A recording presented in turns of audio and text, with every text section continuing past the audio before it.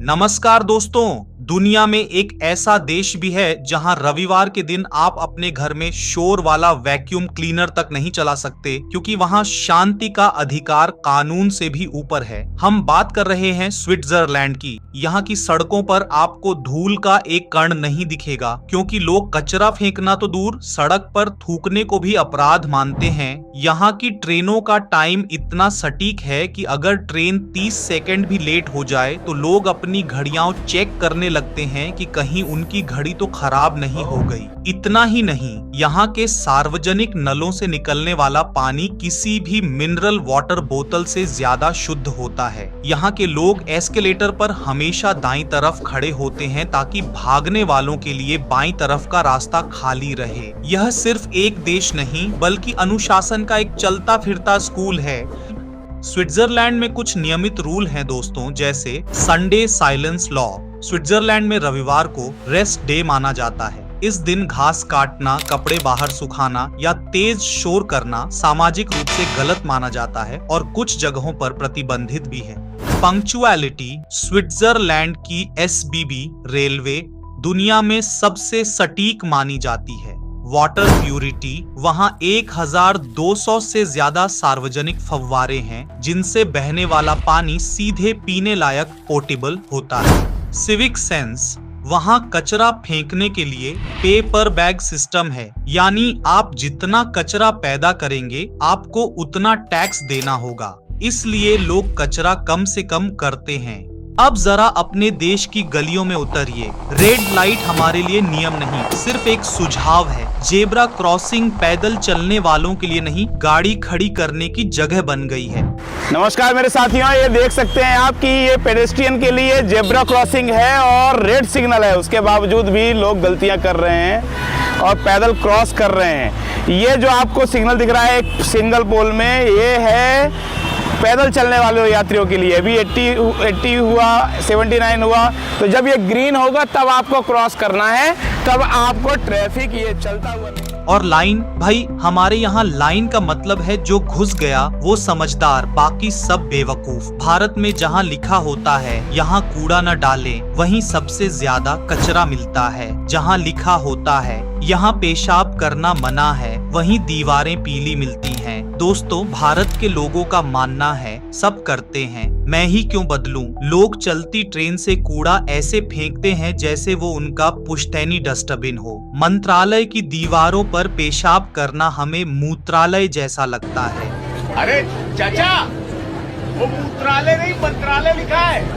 Hello. 2025 के एक सर्वे में कागज पर तो हम सब सभ्य हैं, पर असलियत में हमारी सिविक सेंस जीरो है। हैरानी की बात यह है कि भारत में हर साल 12 करोड़ रुपए सिर्फ गुटखे के दाग साफ करने में खर्च हो जाते हैं, जबकि फाइन के नाम पर सरकार सिर्फ 5 करोड़ रुपए ही जुटा पाती है। क्या स्विट्जरलैंड के लोग पैदा ही ज्यादा सिविलाइज्ड हुए थे या हमारे डीएनए में ही सिविक सेंस कम है? जवाब है बिल्कुल नहीं। असल कहानी बहुत गहरी है जो आज इस वीडियो में आपका नजरिया बदल देगी। भारत में सब अच्छा है, सब चंगासी।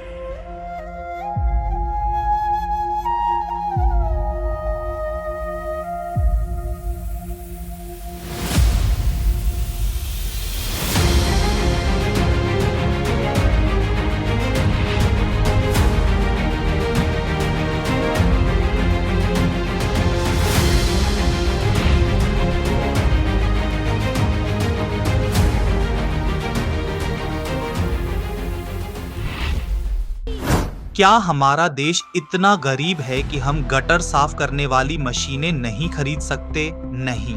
सच्चाई यह है कि जब तक मुफ्त या सस्ते में इंसान गटर में उतरने को तैयार मजबूर हैं, तब तक सिस्टम मशीनों पर पैसा खर्च नहीं करना चाहता।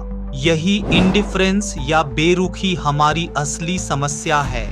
यहाँ दूसरी समस्या जातिवाद और वर्गवाद है दोस्तों। हमारे देश में सिविक सेंस की सबसे पहली और बड़ी समस्या है जातिवाद और वर्गवाद। हमने सदियों से सफाई को एक खास जाति का काम मान लिया है, जब हम सड़क पर कूड़ा फेंकते हैं तो हमारे दिमाग में कहीं ना कहीं यह बैठा होता है कि कोई तो आएगा जो इसे उठाएगा। गांधी जी ने सफाई करने वाले को माँ का दर्जा दिया था, लेकिन हमने उसे एक अपशब्द बना दिया, कूड़ा वाला। गाड़ी वाला आया घर से कचरा निकाल, गाड़ी वाला आया घर से कचरा निकाल। द मूक नायक की ये खबर देखिए दोस्तों, झारखंड के धनबाद में एक दलित महिला को सिर्फ इसलिए पीटा गया क्योंकि उसने मुफ्त में सफाई करने से मना कर दिया था।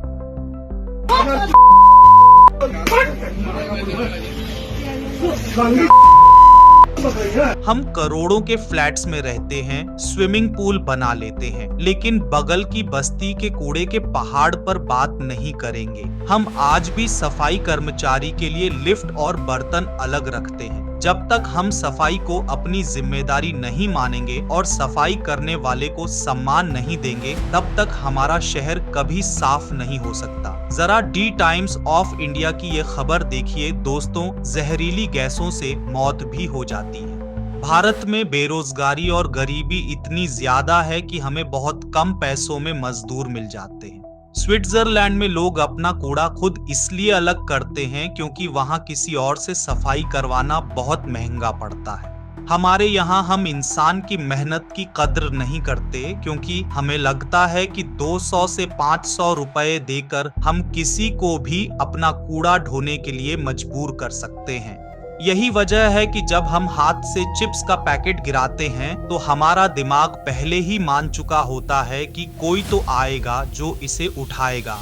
सच्चा सिविक सेंस तभी संभव है जब समाज में समानता और सम्मान की भावना हो। यदि कोई व्यक्ति जाति या वर्ग के आधार पर दूसरों को कमतर समझता है तो वह सार्वजनिक स्थानों पर भी उनके अधिकारों की परवाह नहीं करेगा। ऐसा भी नहीं है दोस्तों कि हम भारतीय स्वच्छता और सिविक सेंस में ऐसे ही थे।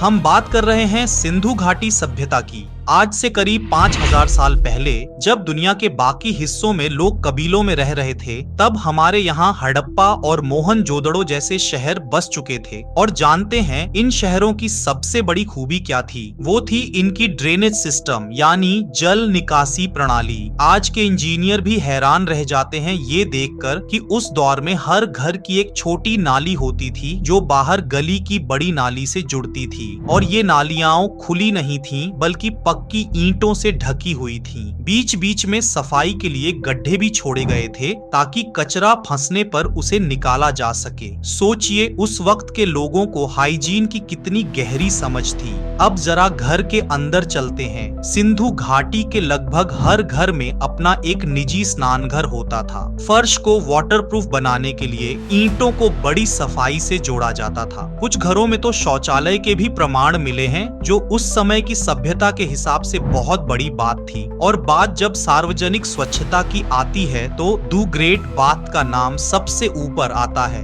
मोहनजोदड़ो का ये विशाल स्नानागार सिर्फ एक तालाब नहीं था, इसकी दीवारों पर बिटुमेन प्राकृतिक डामर की कोटिंग की गई थी ताकि पानी का रिसाव न हो। इसमें गंदा पानी निकालने के लिए अलग रास्ता था और ताजा पानी भरने के लिए अलग। ये इस बात का सबूत है कि हमारे पूर्वज सामूहिक सफाई और शुद्धता को उत्सव की तरह मनाते थे। यही वो पहलू है जो बताता है कि भारत में स्वच्छता कोई नया मिशन नहीं है, बल्कि हमारी जड़ों में बसी एक प्राचीन विरासत है। अब हम अपने देश के कुछ पढ़े लिखे लोगों की बात करते हैं दोस्तों।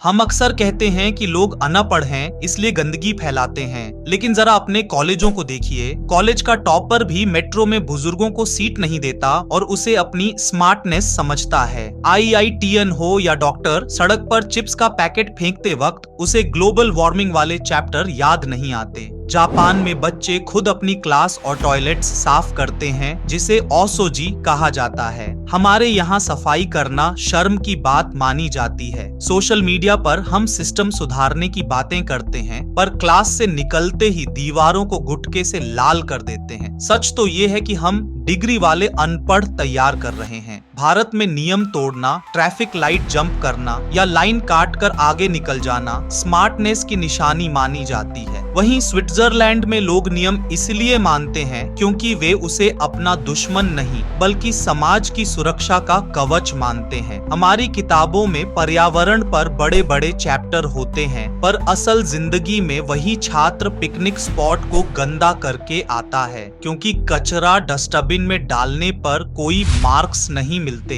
स्विट्जरलैंड में शिक्षा का मतलब सिर्फ डिग्री लेना नहीं बल्कि एक जिम्मेदार नागरिक बनना है। वहाँ बच्चों को बचपन से सिखाया जाता है कि नियम मानना कमजोरी नहीं बल्कि समझदारी है। जापान और स्विट्जरलैंड जैसे देशों में बच्चे खुद अपनी क्लास और टॉयलेट्स साफ करते हैं। इससे उनमें यह भावना बैठ जाती है कि सफाई किसी एक जाति या वर्ग का नहीं बल्कि हम सबका काम है। हमारा एजुकेशन सिस्टम बच्चों को 95% नंबर लाना तो सिखा रहा है, लेकिन एक जिम्मेदार नागरिक बनाना भूल गया है। सिस्टम की नाकामी और बायस्टैंडर इफेक्ट। हमारे यहाँ कुछ सिस्टम की नाकामी भी है दोस्तों। स्विट्जरलैंड में नागरिक इसलिए सभ्य नहीं है कि वे फरिश्ते हैं, बल्कि इसलिए हैं क्योंकि वहाँ का सिस्टम उन्हें सभ्य बनने का विकल्प देता है। वहाँ हर 5 मिनट की पैदल दूरी पर एक साफ पब्लिक टॉयलेट है, जबकि हमारे यहाँ टॉयलेट ढूंढना किसी जंग जीतने जैसा है। हमारे सार्वजनिक शौचालयों में या तो पानी नहीं आता या फिर बदबू इतनी होती है कि इंसान संक्रमण के डर से अंदर जाने की हिम्मत नहीं करता। जब एक रेहड़ी पटरी वाला या राहगीर घंटों बाहर रहता है और उसे कोई साफ विकल्प नहीं मिलता, तो वह मजबूरी में सड़क का कोना चुनता है। यह उसकी बेशर्मी नहीं, सिस्टम की हार है। ये हाल देख रहे हो यहाँ का, ये सब ने यूरिन करी है, यहाँ इतनी गंदी स्मेल आ रही है, तो जो क्या सिविक सेंस है लोगों की कि यहाँ पे वो यूरिन कर रहे हैं। लेकिन आपको एक सैड रियलिटी बताऊं, this is actually a washroom जो कि लॉक्ड है, ठीक है। लोगों को मजबूरी में यहाँ यूरिन करनी पड़ती है। एंड सोचो फीमेल का भी लॉक्ड है, तो वो स्विट्जरलैंड में म्युनिसिपल बैग्स का सिस्टम है और रिसाइकलिंग करने पर पैसे मिलते हैं, जिससे कचरा फेंकने में लोगों का आर्थिक नुकसान होता है। अरे भाई, जिस देश में मंत्रालय और मूत्रालय के बीच का फर्क सिर्फ एक अक्षर का रह जाए, वहाँ सिस्टम की नाकामी पर क्या बात करें। स्विट्जरलैंड में लोग कचरा डस्टबिन में इसलिए डालते हैं क्योंकि वहाँ डस्टबिन मौजूद है और खाली है। हमारे यहाँ तो डस्टबिन ही खुद कूड़े के ढेर में दबा मिलता है। हम चिल्लाते हैं कि लोगों में सिविक सेंस नहीं है, लेकिन क्या हमने उन्हें वो फुटपाथ दिए जहाँ वे चल सकें? क्या हमने उन्हें वो जेब्रा क्रॉसिंग दी जहां गाड़ियां उनके लिए रुके? जब इंफ्रास्ट्रक्चर ही जीरो हो तो आप जनता से हीरो बनने की उम्मीद कैसे कर सकते हैं? बायस्टैंडर इफेक्ट हमारी सबसे बड़ी मानसिक गुलामी है। हम गटर के पास खड़े होकर सरकार को कोसते हैं, लेकिन यह भूल जाते हैं कि वह गटर हमारे ही फेंके हुए प्लास्टिक से जाम है। हम इंतजार करते हैं कि कोई दूसरा आएगा और देश बदलेगा, पर वह दूसरा कभी नहीं आता। अब जरा देश के सबसे पिछड़े राज्य बिहार पर आते हैं दोस्तों। भारत सरकार ने 2015 में स्मार्ट सिटीज मिशन की घोषणा की थी। यह योजना प्रधानमंत्री नरेंद्र मोदी की सरकार द्वारा शुरू की गई थी। अगर हम चाहें तो हम 100 नए शहरों का सपना आज देश की आवश्यकता के लिए कर सकते हैं। सपना हिंदुस्तान के 100 शहरों को शंघाई जैसा बनाने का। इस काम के लिए इतने पैसे दिए जाएंगे वो नहीं, ये अपने आप में एक बहुत बड़ा जन आंदोलन है। आप चाहोगे, हम सोच रहे हैं, आपका सुझाव है, हमारी योजना बन रही है, 2 कदम आगे है। आप देखिए, देखते ही देखते स्मार्ट सिटी। इसका उद्देश्य था देश के प्रमुख शहरों को आधुनिक सुविधाओं से लैस करना, जैसे बेहतर सड़कें, डिजिटल सेवाएं, साफ सफाई, स्मार्ट ट्रैफिक सिस्टम और बेहतर सार्वजनिक सुविधाएं। बिहार से इस योजना में 4 शहर चुने गए: पटना, मुजफ्फरपुर, भागलपुर और बिहार शरीफ। इस योजना के तहत हर शहर के लिए लगभग 1000 करोड़ रुपए का बजट तय किया गया था। इसमें 500 करोड़ रुपए केंद्र सरकार और 500 करोड़ रुपए राज्य सरकार द्वारा दिए जाने थे। बिहार में स्मार्ट सिटी के लिए अलग अलग प्रोजेक्ट बनाए गए, जैसे स्मार्ट सड़कें, सीसीटीवी निगरानी, स्मार्ट पार्किंग, ई गवर्नेंस सेवाएं और शहरों में बेहतर ड्रेनेज और सफाई व्यवस्था। लेकिन स्मार्ट सिटी के हालात कुछ और ही हैं दोस्तों। कुछ शहरों में प्रोजेक्ट शुरू हुए हैं, कई जगह smart road, LED light, CCTV कैमरे और नदी किनारे विकास जैसे काम हुए हैं। लेकिन कई परियोजनाएं अभी भी पूरी तरह खत्म नहीं हुई हैं। देरी, फंड की प्रक्रिया और प्रशासनिक समस्याओं के कारण काम धीरे धीरे आगे बढ़ रहा है। लोगों के मोहल्लों में सफाई के नाम पर कचरे का ढेर और बदबू ही दिखाई देती है। आते जाते लोगों को सिर्फ गंदगी ही नजर आती है। जबकि बिहार में पटना को छोड़कर प्रत्येक स्मार्ट सिटी का बजट लगभग 35 से 40 करोड़ रहता है दोस्तों। लेकिन नगर निगम की नाकामी के कारण लोगों को सिर्फ नाम का स्मार्ट सिटी मिला है। क्या आपने कभी सोचा है कि हम अपने ही शहर और गांव को गंदा क्यों करते हैं? सुबह घर साफ करते हैं, लेकिन वही कचरा उठाकर सड़क पर फेंक देते हैं। सवाल ये है कि क्या सड़क, पार्क और बस स्टैंड हमारा नहीं है? सोचिए एक छोटी सी घटना। सुबह सुबह एक आदमी चिप्स का पैकेट खाता है और खाली पैकेट सड़क पर फेंक देता है। उसके बाद दूसरा आदमी भी वही करता है। धीरे धीरे पूरी सड़क कचरे से भर जाती है। फिर हम ही कहते हैं कि हमारा शहर गंदा है, लेकिन सच ये है कि शहर को गंदा किसी और ने नहीं, हमने ही बनाया है। दूसरा उदाहरण ट्रैफिक का है। अक्सर लोग जल्दी के चक्कर में लाल बत्ती तोड़ देते हैं, हेलमेट नहीं पहनते, गलत दिशा में गाड़ी चलाते हैं। कुछ सेकंड बचाने के लिए हम अपनी और दूसरों की जान खतरे में डाल देते हैं। एक छोटी सी गलती कई बार बड़ी दुर्घटना बन जाती है। तीसरा उदाहरण सार्वजनिक जगहों का है। पार्क, रेलवे स्टेशन या सरकारी दफ्तरों की दीवारों पर पान की पीक, गंदगी और तोड़फोड़ आम बात हो गई है।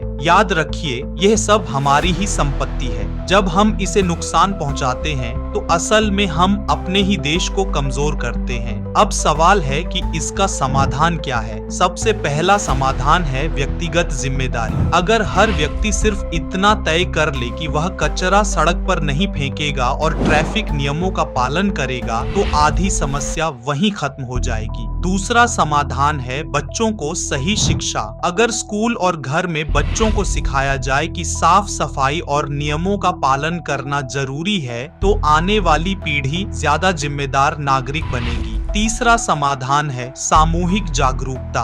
अगर मोहल्ले के लोग मिलकर सफाई अभियान चलाएं, दूसरों को समझाएं और गलत काम होने पर रोकें, तो धीरे धीरे माहौल बदल सकता है। और चौथा है कानून का पालन। ट्रैफिक नियमों का पालन करना, सार्वजनिक संपत्ति को सुरक्षित रखना और साफ सफाई बनाए रखना हर नागरिक की जिम्मेदारी है। याद रखिए, देश सिर्फ सरकार से नहीं बनता, देश हम सबसे बनता है। अगर हर व्यक्ति छोटी छोटी जिम्मेदारियां निभाने लगे, तो हमारा शहर, हमारा गांव और हमारा देश बहुत बेहतर बन सकता है। तो आज से एक छोटा सा संकल्प लीजिए, न कचरा फैलाएंगे, न नियम तोड़ेंगे और दूसरों को भी जागरूक करेंगे, क्योंकि बदलाव कहीं बाहर से नहीं आएगा, बदलाव हमसे ही शुरू होगा। याद रखिए, एक देश की पहचान सिर्फ उसकी इमारतों से नहीं होती, उस देश के नागरिकों के व्यवहार से होती है। अगर हम सच में चाहते हैं कि भारत साफ, सुरक्षित और सम्मानित बने, तो बदलाव की शुरुआत हमें खुद से करनी होगी। आज इस वीडियो के बाद एक छोटा सा संकल्प लीजिए। सड़क पर कचरा नहीं फेंकेंगे, ट्रैफिक नियमों का पालन करेंगे, सार्वजनिक जगहों को अपना समझकर संभालेंगे और अगर कोई गलती करता दिखे तो विनम्रता से उसे भी समझाएंगे। एक व्यक्ति बदलता है तो आदत बदलती है, आदत बदलती है तो समाज बदलता है और समाज बदलता है तो देश बदलता है। तो आइए आज से हम सब मिलकर यह वादा करें, स्वच्छ सड़क, सुरक्षित ट्रैफिक और जिम्मेदार नागरिक, यही असली देशभक्ति है। आइए आज से ही एक शुरुआत करते हैं। खुद बदलेंगे तो समाज बदलेगा। अगर आपको इस वीडियो में कही गई बात थोड़ी भी सही लगी हो, तो इसे अपने दोस्तों और परिवार के ग्रुप में जरूर शेयर करें। नीचे कमेंट करके बताइए कि आज से आप कौन सी एक अच्छी आदत अपनाने वाले हैं। वीडियो देखने के लिए बहुत बहुत धन्यवाद। जय हिंद।